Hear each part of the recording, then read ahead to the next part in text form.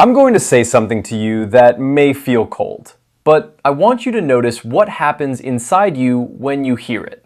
No one is coming to save you. Feel that. If that sentence makes you anxious, sad, angry, that tells me something important. A part of you was still hoping someone would. Most people are not failing because they're incapable. They're failing because they're waiting. Waiting to feel confident. Waiting to be chosen. Waiting to be noticed. Waiting for the perfect plan to appear so they don't have to risk moving too early. Waiting feels harmless at first. It feels responsible, even wise, like you're preparing. But over time, waiting slowly reshapes your identity. The longer you delay action until you feel ready, the more your brain reinforces the idea that you are not ready now. And while you're waiting for certainty, life doesn't pause with you.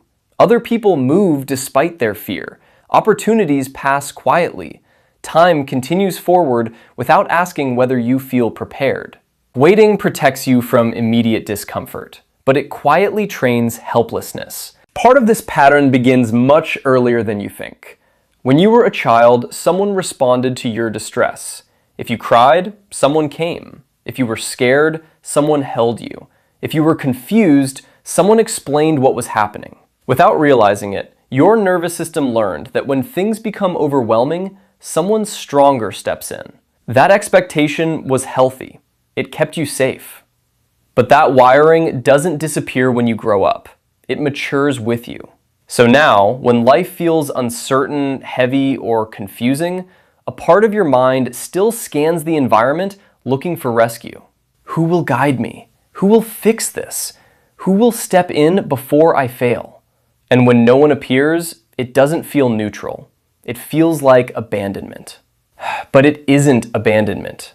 It's autonomy. Autonomy can feel uncomfortable because it removes the illusion that someone else is managing your future. It asks you to make decisions without guarantees. It asks you to act before you feel fully secure. And that exposure can feel overwhelming if you haven't practiced standing on your own. When autonomy feels overwhelming, blame becomes very attractive. It feels easier to say the environment wasn't right, the support wasn't enough, or the timing wasn't fair. Sometimes those things are genuinely true. Life is not equally distributed. But if blame becomes your main strategy, it keeps you passive. It allows you to emotionally step away from responsibility, even if that responsibility is uncomfortable. You cannot run away from your situation and hope a miracle rearranges it for you. Avoiding responsibility might protect your ego in the short term, but it prevents growth in the long term. Excuses create temporary relief, but they quietly reinforce the belief that change is outside your control. Responsibility, on the other hand, feels heavy at first, but it gives you something blame never can: influence. The real shift doesn't begin with a dramatic transformation. It begins with a subtle internal change. Instead of asking, "Why is no one helping me?"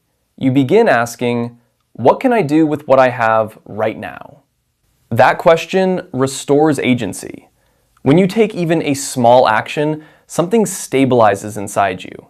Your anxiety softens, not because the situation disappears, but because you are no longer powerless within it. And the shame that builds from avoidance starts to fade, because you are participating in your own life instead of waiting for someone else to fix it. This is the moment emotional adulthood begins. Not when everything feels certain, not when fear disappears, but when you accept that no one is organizing your future behind the scenes, and you decide to move anyway. No one is coming. And that realization is not meant to break you. It's meant to wake you up. If this feels uncomfortable, that's okay. Discomfort is often the first sign that you're stepping into ownership instead of waiting for rescue. If you're serious about building yourself instead of waiting to be saved, subscribe to Build. I'm not telling you this to scare you. I'm telling you this because I believe you're capable of more than waiting. Capability alone changes nothing, but capability combined with ownership changes everything. No one is coming to save you, so become the person you were waiting for. And when you do, you won't need saving anymore. You'll need building.